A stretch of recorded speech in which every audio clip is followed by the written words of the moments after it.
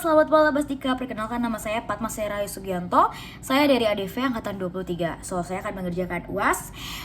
Sebenarnya di sini adalah kita akan mengevaluasi tentang strategi komunikasi dari proyek magang. Dan kebetulan klien yang saya ambil studi kasusnya adalah Emir Parengkuan. Siapa sih Emir Parengkuan itu? Basically Emir Parengkuan ini adalah anak berprivilege. Kalau kata Ryu Kintaro, dia adalah pewaris gitu. Yang dimana bapaknya adalah seorang Yes Parengkuan. Yang kalian bisa search sendiri Yes Parengkuan itu siapa, kekayaannya berapa dan sebagainya. Ibaratnya kalau misalnya pun sekarang dia tidak kerja, dia aman seumur hidup. Tapi gokilnya adalah sekarang dia kerja di Mandiri Sekuritas.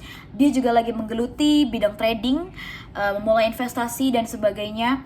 Dan sebenarnya kalau dari objektif tujuan proyeknya adalah Emir Parengkuan, jujur dia termasuk bandar kecil ya kalau di bidang trading, karena dia bisa ngevaluasi pasar dan ngevaluasi trading ini secara bagus. Even anak-anak kantor tuh arah tradingnya ngikutin dia. Fun fact.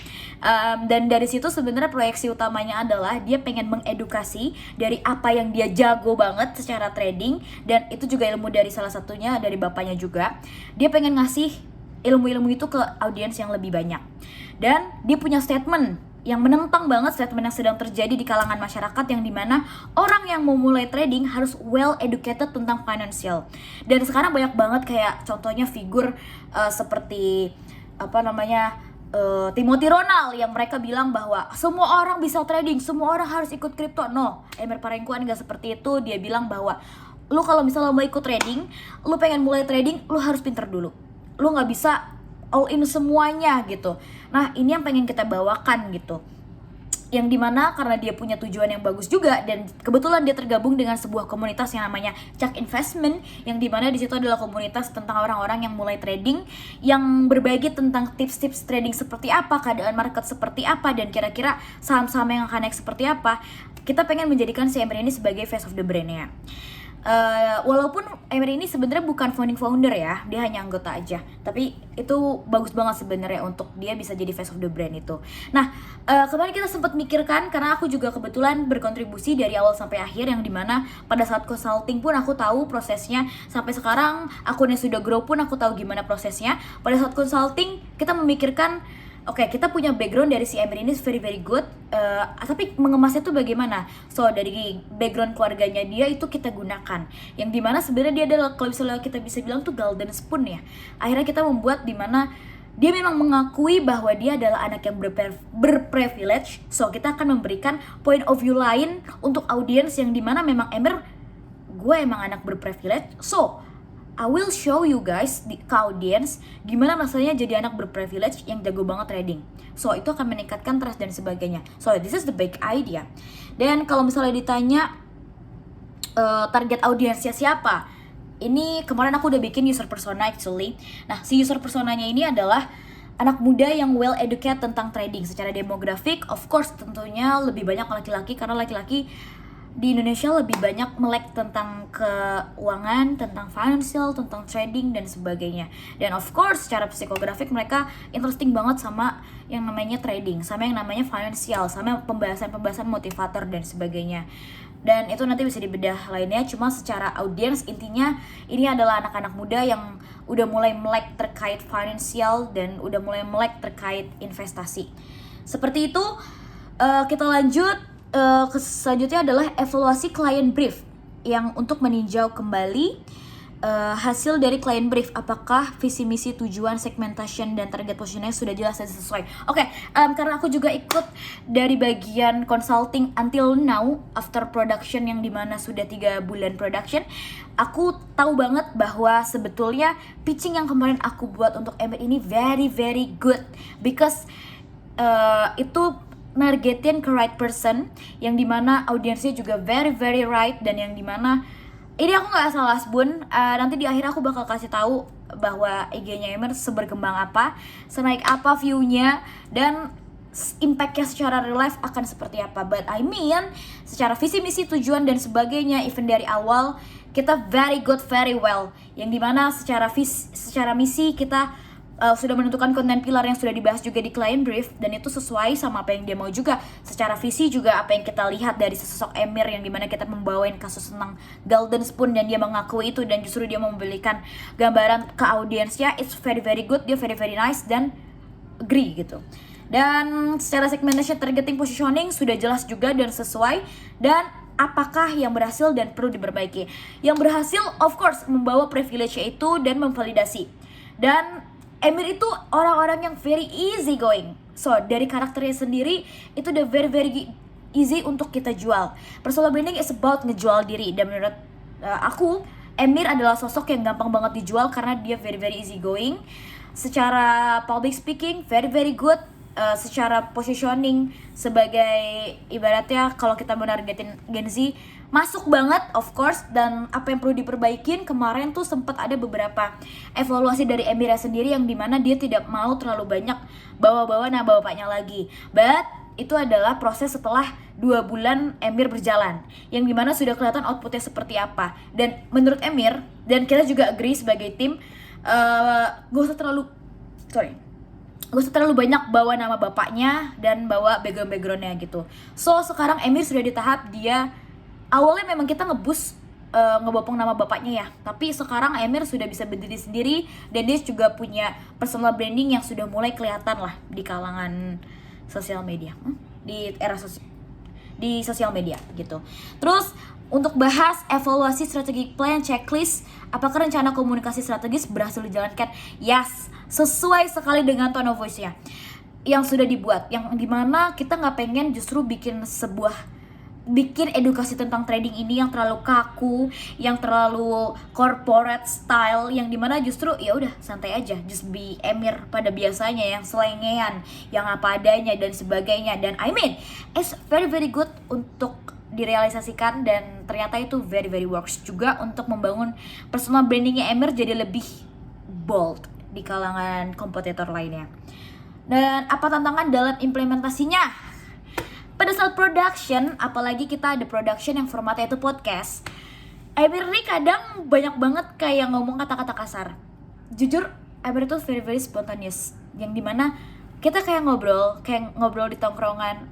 Pasti pada saat kita ngobrol begini ada diselipin kata-kata kayak ada yang kayak gitu. Nah hal-hal kayak gitu banyak banget gitu terjadi. Apalagi kayak konten-konten yang bentuknya tuh spontan, kayak tadi aku bilang ada konten podcast, dan itu banyak banget dikeluarin. So itu sih tantangannya, karena walaupun kita pengen bikin juga Emir apa adanya, cuma nggak pengen juga sespontan itu, setit itu gitu. Jadi tantangannya lebih ke sana sih. Tapi of course secara overall justru tantangan terbesarnya adalah karena ini ngomonginnya trading ya, dan setiap kita production itu kadang keadaan pasar juga berubah. Jadi pada saat kita proses bikin skrip kadang udah gak relevan gitu. Tapi good to hear-nya adalah Emir itu good banget untuk dia bisa improvisasi gitu. Mungkin juga poin plusnya dari agensi saya sendiri yang dimana kita udah biasa take klien yang spontan juga, yang dimana kalau misalnya emang udah gak relevan, kita bisa langsung ganti skrip ataupun ganti keseluruhan production secara concepting di hari H. Itu jujur sepalu gada itu agensi kita proud. Dan abis itu untuk evaluasi infografis, secara evaluasi big idea konsep, apakah sudah relevan dengan tujuan klien? Ya kalau aku bilang dari tadi, of course itu sesuai banget sama tujuannya Emir sendiri, yang dimana di Chuck Investment juga dia udah mulai dilirik gitu ibaratnya. Ibaratnya mungkin sekarang bisa dibilang dia udah bisa jadi diomong kayak brand face of the brand mungkin ya, yang dimana kalau misalnya kita ngomongin Chuck Investment is Emir gitu. Terus apakah pesan dan media komunikasi efektif untuk mencapai audience? Ya karena balik lagi Frazier Agency specifically kita pakainya adalah spesifik Instagram ya, karena balik lagi it's about personal branding guys. Personal branding itu works banget kalau misalnya kita masukinnya ke Instagram. Justru agak lebih sulit kalau misalnya kita personal branding lewat format Twitter yang dimana cuma bisa text and foto gitu. Jadi biasanya kalau misalnya klien pengen lebih nge-reach many audience, kita bisanya membantu mereka juga untuk mirroring gitu, mirroring ke TikTok gitu. Jadi media komunikasinya efektif banget karena memang when kita talk about personal branding, of course pasti itu adalah Instagram gitu. Terus kesimpulan dan rekomendasi, berikan ringkasan evaluasi Anda dan poin terkait KPI campaign dan objektif tercapai atau tidak. Oke, di bagian ini secara kesimpulan aku nggak bakal kasih data ini secara secara objektif dari aku sendiri, tapi aku bakal kasih contoh real ya. Seberkembang apa Emer Parengkuan ini setelah dihandle sama Frazier Agency menggunakan pitch deck dan big idea for me. Oke, oh my god, I'm so proud of this. Jadi ini adalah Instagramnya Emer Parengkuan. Kita udah starting around 3 bulanan dan dia start from zero. I mean gak bener-bener zero followers. I mean di awalnya itu kayak cuma 200-an. Dan sekarang udah 14,4 ribu followers organik. Dan kalau misalnya kalian lihat, ini cuma dari 14 postingan. Oh my god, I'm so proud. Ya, nih. Kalau kalian lihat kayak konten-kontennya dia 24,1 ribu, 12,9 ribu, 64,1 ribu, 17,7 ribu, dan look at. Kemarin gue sempat call Raja di komunitas gue di harga 5125 dan sempat naik 42%. Kenapa bisa? Ini gue jelasin. Oke, jadi kita lihat dulu chart Raja. Ini gue tandain yang di box biru pas dia masa sideways. Dan kita cek Broksumnya.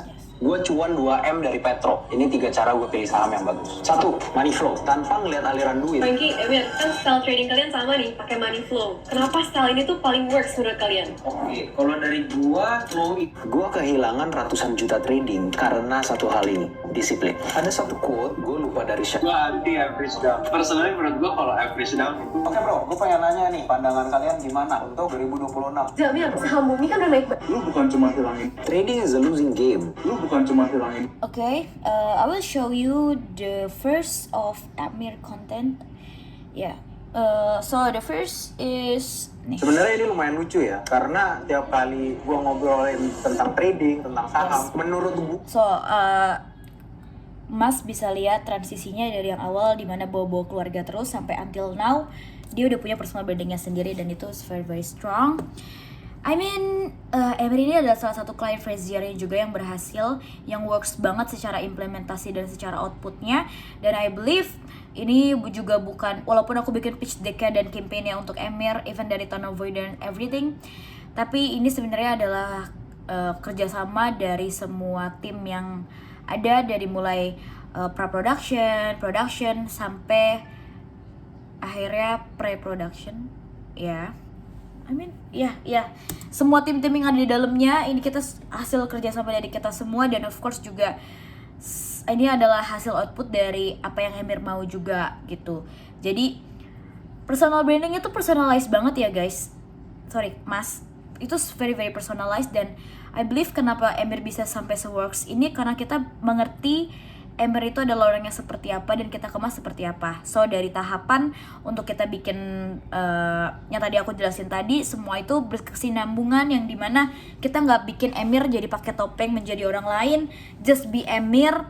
Dan abis itu secara format dan sebagainya, secara pengemasan juga very very tepat untuk bisa ngebungkus Emir jadi autentik dan bold di antara kompetitor lainnya gitu. Karena kalau misalnya kita bilang Emir untuk dibikin jadi bener-bener corporate style, nggak bakal laku sih gitu. Even ini pertamanya aja kayak tiap kali gue minta tisu aja sama bokap gue, ini konten pertama 19 baru ribu dikasih ke gue. Misalnya kita lagi ya, itu dia. So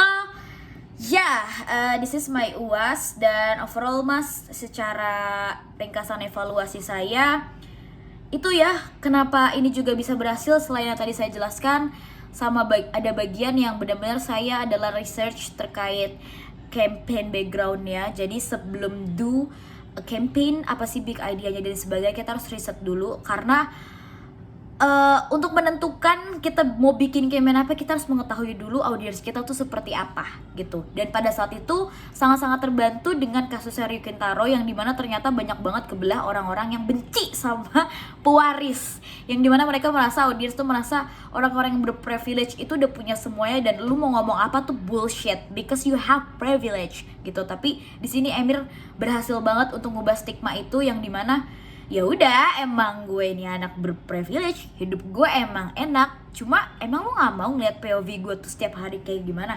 Emang lu gak mau ngeliat apa yang gue ajarin dari bokap gue? Nah itu yang kita bawa. So aku cukup proud, bukan cukup sih, aku very very proud karena aku berhasil menemukan sebuah campaign dan konten pilar yang ternyata benar-benar tepat untuk Emir. So ya, itu dia. Abis ini aku akan edit karena aku baru pulang kerja mas. Jujur aku baru sampai banget, mata aku udah sembab. By the way aku udah selesai kerja. Aku sudah selesai magang di Fraser Agency, but aku sekarang ditarik jadi full time. Actually part time, karena kalau misalnya ngomong full time mungkin setiap hari harus ke kantor ya. Tapi aku enggak. Jadi cuma beberapa kayak panggilan. Dan sekarang tadi habis production di Ciputra Mall. Ya, di Grogol intinya. Gitu mas, so thank you. Bye bye, sehat-sehat mas. Assalamualaikum warahmatullahi wabarakatuh.